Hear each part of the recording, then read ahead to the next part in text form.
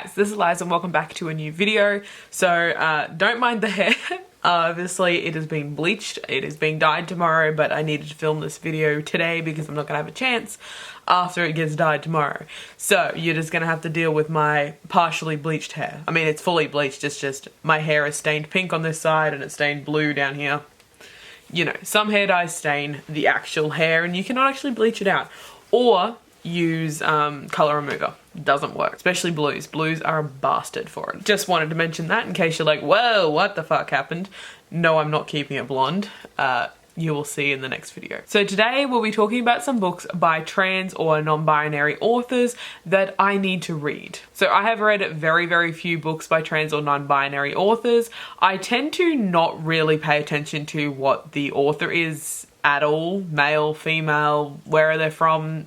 I don't pay attention at all, but I am trying to pay more attention. I know I read a decent amount of books by LGBT plus authors in general, but the amount that are by trans or non-binary authors is very, very small. So I'm going to consciously try and read more books, and these are 10 books that I think sound interesting and I want to read, and they happen to be by trans or non-binary authors. So let's just jump into it. First we have Blanca and Roger by Anna Marie McLemore. So this author has a fair few books, but this one is the one that piques my interest the most. I was interested in this book before I started doing the research for this video. I just didn't know the author fell into this category at the time. So yes, I'm gonna read the synopsis because I literally have no idea what the first paragraph even means in order to translate it to you. So I'm gonna quickly read it. So the biggest lie of all is a story you think you already know. The Del Seasonin? No idea. Girls have never just been sisters, they're also rivals. Blanca as obedient and graceful as Roger is vicious and manipulative. They know that because of a generations old spell, their family is bound to a bevy of swans deep in the woods. And they know that one day the swans will pull them into a dangerous game that they will leave one of them a girl and trap the other in the body of a swan. But when two local boys become drawn into the game, the swan's spell intertwines with the strange and unpredictable magic lacing the woods, and all four of their fates depend on facing truths that could either save or destroy them. Blanca and Roger is a captivating story of sisters, friendship, love, hatred, and the price you pay to protect our hearts. So yeah, this one sounds super interesting and I'm super keen to get to it, and hopefully it is good. I believe I do have this one on Scribed, I think, so I might be able to get to it soon. We will see. I've been in a bit of, I'm in a freaking reading slump. Okay, I'm in a reading slump. So if there is an audiobook for it, I might just pick it up soon. But as for physical reading, I'm struggling right now. And there is one book I know I have to read within the next like 3 weeks for a blog tour. That one will be my priority. And everything else I'm just going to concentrate on audiobooks right now.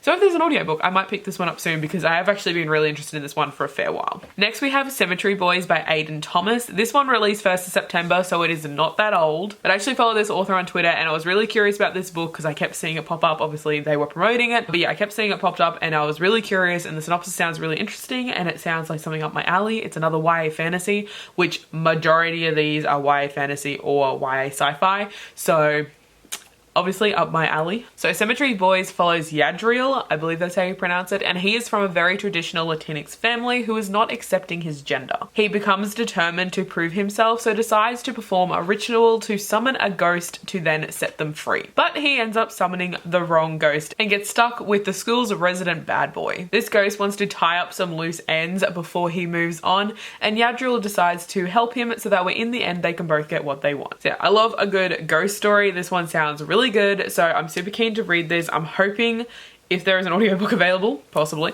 I'm hoping to get to this one sometime in October, as it sounds like a perfect like spooky kind of ghost story. So yeah, I'm super curious about this one and I'm definitely keen to read it. So next we have Once and Fury by Amy Rose Capita and Corey McCarthy. This one is actually a retelling of King Arthur, just in a sci-fi setting. This is one of those ones that you read the synopsis and you're just like, this is kind of ridiculous, but it could be good. The one paragraph synopsis. When Ari crash lands on old Earth and pulls a magic sword from its ancient resting place, she is revealed to be the newest reincarnation of King Arthur. Then she meets Merlin, who has aged backwards over the centuries into a teenager, and together they must break the curse that keeps Arthur coming back. Their quest? Defeat the cruel, oppressive government and bring peace and equality to all humankind. no pressure. So yeah, that just sounds like, it's one of those, like I said, it's one of those books that just kind of sound a little bit ridiculous, but like could be really good if it's done really well. So I'm hoping it's done really well. There's also like one line in the synopsis, like in a bit above that, and it says, "My name is Ari Helix. I have a magic sword, a cranky wizard, and a revolution to start." And that was the first bit I read, and I thought that was hilarious. So I decided to add it to my list of books that I want to read. And it does sound really good. I'm really curious about this. This is the second this will be the second retelling of King Arthur that I've read. The other one was more based on Guinevere though, and that was the Guinevere Deception, and I did not like that. So I'm hoping this one will be better, but it sounds like it's going to be a fun, kind of ridiculous read, and I'm super keen. So next we have Ida by Alison Evans. This one, the synopsis is very, very vague. As far as I can tell, it is a YA sci-fi fantasy. So basically our main character Ida can travel between parallel universes, and then one day she sees a shadowy doppelganger of herself in another universe. Oh, another parallel universe, I should say. That's about all the synopsis really says. So I am definitely intrigued. I want to read more books featuring like parallel universes, time travel, like those type of fantasy elements, because they really intrigue me, but I just don't read enough of them. I tend to watch more movies and such that feature that, or TV shows. So I want to get into more books that feature that.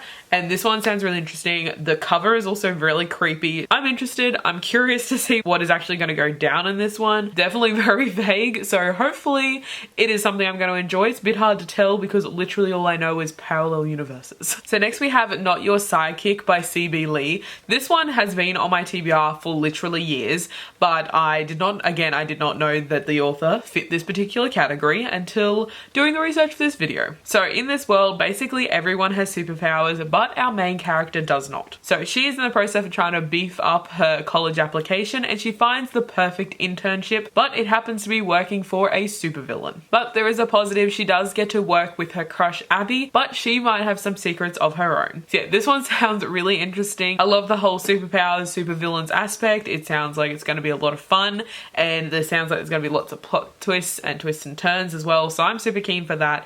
We have a possible budding romance between, I'm assuming, females. So super curious about that.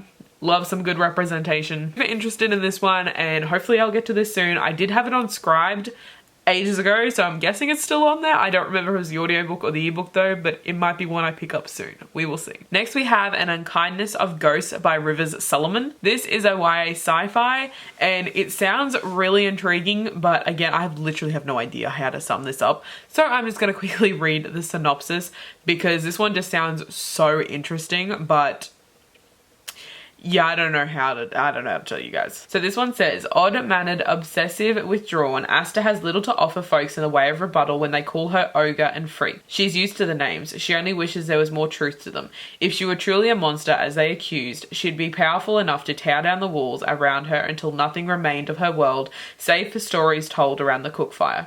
Asta lives in the low-deck slums of HSS Matilda, a space vessel organized much like the I can never pronounce that word. I'll put it on the screen. For generations, the Matilda has ferried the last of humanity to a mythical promised land. On its way, the ship leaders have imposed harsh moral restrictions and deep indignities on dark-skinned sharecroppers like Asta, who they consider to be less than human. When the autopsies of Matilda's sovereign reveals a surprising link between his death and her mother's suicide some quarter century before, Asta retraces her mother's footsteps, embroiled in grudge with brutal overseer and sowing the seeds of civil war.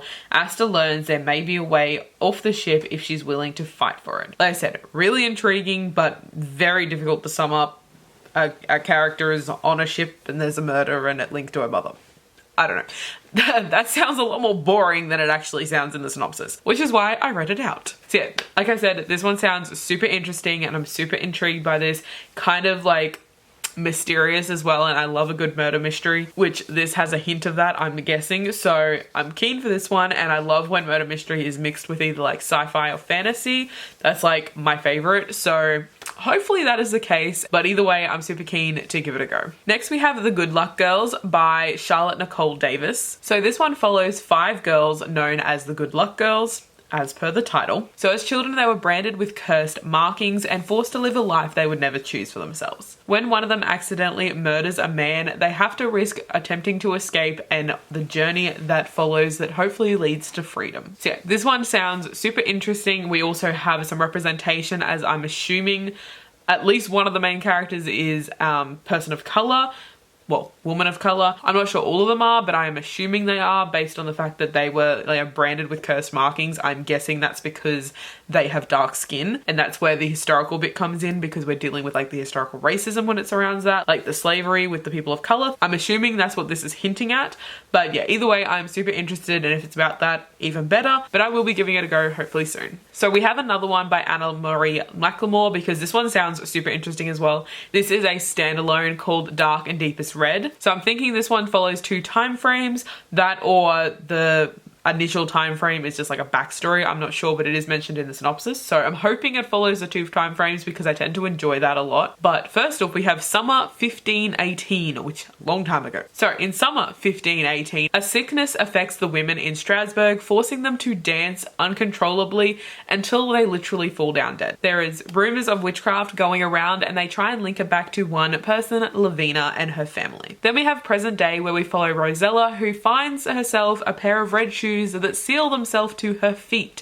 and force her to dance uncontrollably. So Rosella teams up with Emile, who knows a lot more about the sickness from 1518, and they try to discover the truth in order to save her. Super interesting. This is also marked as a retelling, but I'm not 100% sure what it's a retelling of. On the synopsis, it says, with McLemore's signature lush prose, Dark and Deepest Red pairs the forbidden magic of a fairy tale with a modern story of passion and betrayal, but I'm not sure what that fairy tale is. If you know, please let me know, but I don't know. But either way, it sounds really interesting and I'm super keen to get to it. So next we have Ghost Squad, and I'm not even going to try and pronounce that name because I will literally just butcher it. But this is a middle grade fantasy. So this one literally says Coco meets Stranger Things with a hint of Ghostbusters. So I'm super curious. I've never actually watched Stranger Things, but I know the general gist of it and I'm, curious. I haven't read Coco yet, but I need to go and do that. I keep seeing it pop up on Disney Plus, but I just haven't gotten around to doing it because I always see it when I'm going to look for something else to watch. So I need to do that. And I also love Ghostbusters, both the old one and the new one with the females. So I'm super interested. I haven't read anything else about this book because that was literally all I read. I was like, sounds great, put it on the list. I've also been loving middle grades a little bit more lately. Some of them can be a little bit too childish in my opinion for like my reading taste, but for the most part I tend to enjoy middle grades, and I've been trying to read a few more, just trying to break up this slump, hopefully. So this one might be one that I check out soon. So next we have another one whose author's name I'm not going to try because I will just ruin it. But the book is called Pet. I'm not sure exactly whether this one is YA or middle grade because it tends to be marked as both on Goodreads, but there is more people that have marked it as YA, so I'm assuming that's what it is. But either way, I'm interested. This is a fantasy, so I'm going to read the synopsis for this one as well. So it says, there are no more monsters anymore, or so the children in the city of Lucille are taught. With doting parents and a best friend named Redemption, Jam has grown up with this lesson all her life. But when she meets Pet, a creature made of horns and colors and claws, who emerges from one of her mother's paintings and a drop of Jam's blood, she must reconsider what she's been told. Pet has come to hunt a monster, and the shadow of something grim lurks in Redemption's house. Jam must fight not only to protect her best friend, but also to uncover the truth and the answer to the question, how do you save the world from monsters if no one will admit they exist? Super curious. This sounds like another kind of creepy monster book maybe that would be good around Halloween time. Not 100% sure, but that's kind of the vibe I'm getting from this. I'm super keen for this one. It sounds really interesting. It sounds like it's going to be a fun kind of adventure, but also about like finding answers and stuff. So I'm definitely interested, and this cover is also really interesting and unique as well. This, like, as soon as I saw this cover I was like, what is that? I needed to read it. So that is the 10 books that I wanted to talk about today, all by trans or non-binary authors. Let me know if you have any recommendations for books by trans or non-binary authors and I will check them out. I'm super keen to get to these books. Hopefully I'll be able to get to some of them at least soon. That is it for now. I hope you guys enjoyed this video, and I'll see you in my next one where I have different colored hair.